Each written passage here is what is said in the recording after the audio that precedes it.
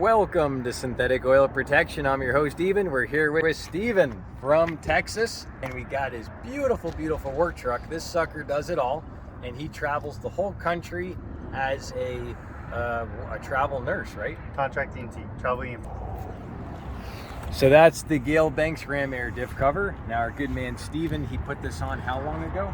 About 6,000 miles ago.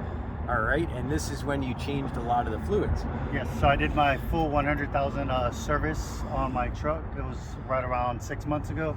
The AMSOIL, including the coolant. I did a flush and fill on the coolant and added the coolant boost. And this was all OEM, and this is a 2000. What year is it? It's a 2013. 2013, all OEM, untouched. Correct. And what would you say the drivability difference is after all the fluids, putting the cover on? So when I was in Colorado when I did this. I drove my RV from Texas to Colorado, and I could definitely tell, like, I was pulling and I was definitely towing. And I'm about 9,000 pounds fully loaded on my RV. All right. Now, wow. After we're driving from Denver here to Vegas, sometimes I'd forget it was there. I'm more in the throttle, wow. going up hills. I'm definitely not overheating, and if I do get in the high temperatures, now that I'm tuned, I have a tuner that I can watch my readouts. Once I get off the throttle, I'm on a downhill, my temps just drop. So this is about starting. This is 5 p.m. 5 p.m. on the 22nd. This is about my starting temperatures. I was going uphill, so you can see my EGT temperatures, my boost, my torque. I got a max of 226 oil, 222 coolant, 204 transmission temperature. When I let off of it, a minute later, it already had dropped down to 212, 188, and 201.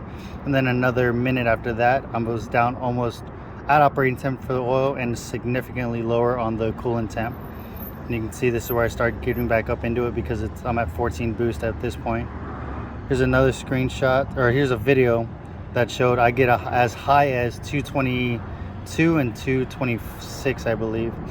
But once I came down, again, this was a minute after the video ends, I'm already back down to the below 170, oil temp down, and then my transmission's down. Using AMSOIL Signature Series 540, the AMSOIL low toxicity coolant, as well as 2 bottles of the coolant boost.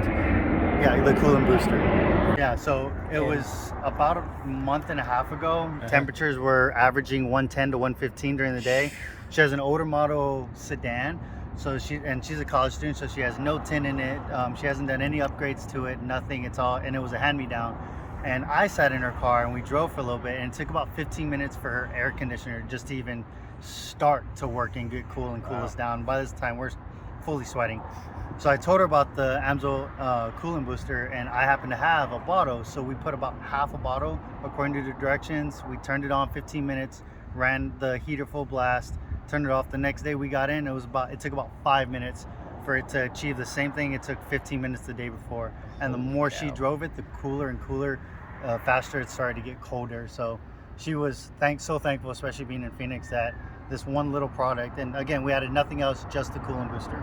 So I went to Burning Man, and I figured if I'm using the AMSOIL engine oil in my truck and it's gonna last longer, I figured, well, it's another engine, so why not put in, it was a brand new generator at the time. I wasn't gonna be able to do oil changes out there, so I put in the AMSOIL 10W30 Signature Series into the generator after the first 8-hour break-in with just regular conventional motor oil. Filled it up. I ran that generator for about 12 days at Burning Man in the dust. That's why the cover's off, because it was starting to overheat. Wow. Once I got more airflow to it, I ran it straight and never had any problems with it, and it probably has over 200 hours. Wow. I think you're supposed to change it every 50 or something like that. Wow. And it was running strong and fine. What's the oil look like? I don't know. Probably really bad, especially with all the dust out there. See what this looks like. Wow, look at how beautiful that is. Oh my gosh. It's actually better than I expected. Yeah, stick it in and pull it out. Let me put it on my fingers. You're gonna see how low the soot is. Wow. Now, a cool thing about Signature Series oil is this is actually the first motor oil to ever pass the double length 3G test. So basically, it's just an oil test where they run the oil at 300 degrees. So for every 18 degrees hotter, a lubricant runs, it oxidizes at twice the rate. And you'll see like that screenshot before of his motor oil temps. Basically, he really cools down as soon as you crest a hill. Those temps just drop right down, so you're not oxidizing, you're not boiling down this oil. Basically, if you have a soup and you get it hot, basically the level boils down, some evaporates, and it gets thicker, and it loses its circulation ability and a lot of other dynamics. So what's so cool about this is this oil, even though it probably ran at 100, probably 220, maybe 250 at times temperatures, that's nothing, because this oil still meets and exceeds the OEM thickness by the API, American Petroleum Institute, at 300 degrees for 200 operating hours. And this thickens, let's just say, I don't remember the exact percent, but let's just say 17%. If you did that same test with Mobil 1, it would thicken like 26% at 100 hours. So I'm going to say that again. This would thicken 17% at 200 hours, or at 300 degrees.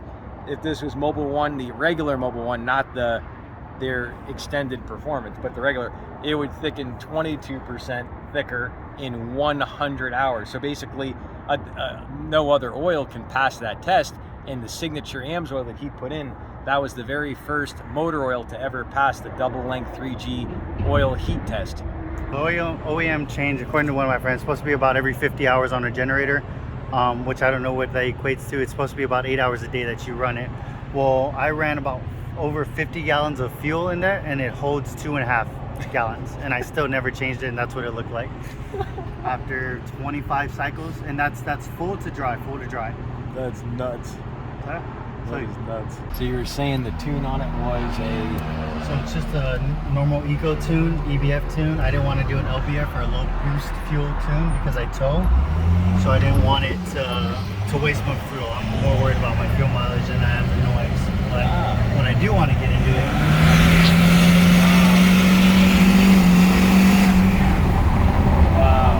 I can get into it when I need to, including towing. So, and that's again with everything full AMSOIL, including the differentials, it reacts a lot faster and a lot better.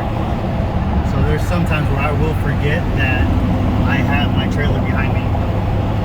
Like I'll pass 18-wheelers, which is a little unsafe, I will admit. YouTube world at about 75, 80, because you need to, on those one-way highways, you need to pass fast. And they'll be doing uphill 150 or whatever. So I'll pass them, get over it. Like I said, it works like that. 106. Yeah. Wow. That's gorgeous. Now I'm confident, again, doing everything myself on this truck, because I am a big DIYer. I learned from my grandfather. He works for the city where we're from as a mechanic for 32 years. So it helps me knowing that I can do my own work. And I like products like AMSOIL, knowing that I don't have to change them every so often.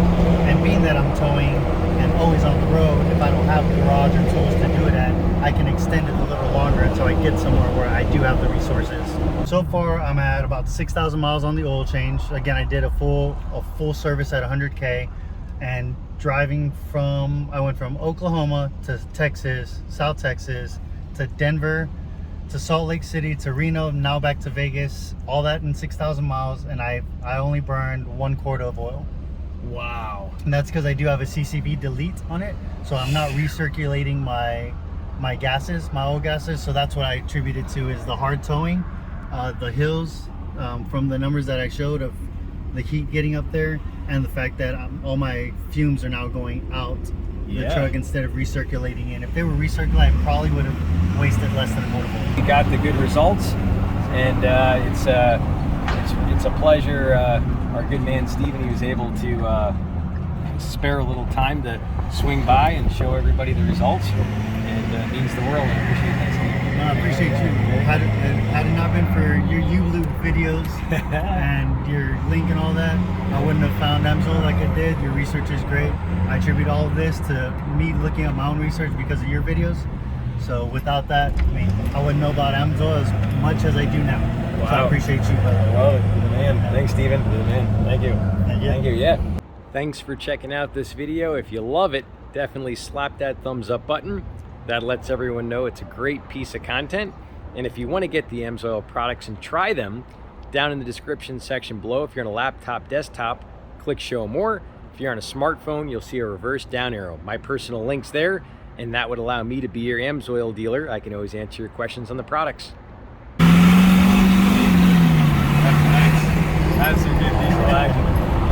Check out this playlist here in the middle. That's on the coolant change, and that will show you what he did to this sucker doing the intercooler fluid and the coolant and how it got all that extra efficiency. See you back next time right here on Synthetic Oil Protection. Cheers. Cheers. To protection, protection, protection.